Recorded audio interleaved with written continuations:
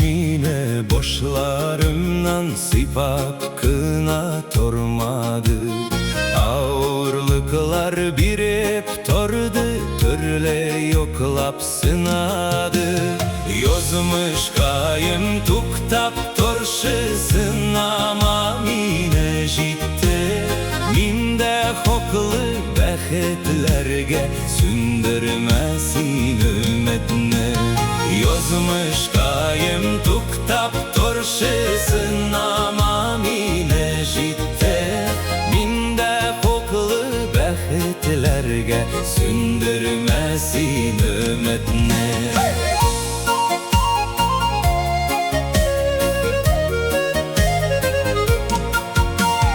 Kirteleri oşa uttum, öğrendim yelamaska. Uyak şolgan şoklarında tırıştım yığılmazka. Yozmuş kayın tuktap torşesın ama mine jitte. Minde hoklu behitlerge sündürmesin ümmetine. Yozmuş kayın tuktap torşesın ama mine jitte. Minde hoklu behitlerge sündürmesin ümmetine.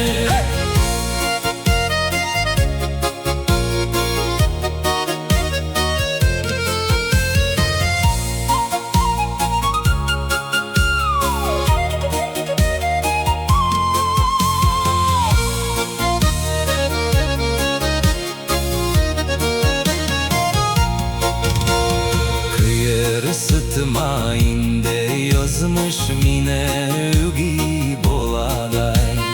Behit ne pızganma minga hoş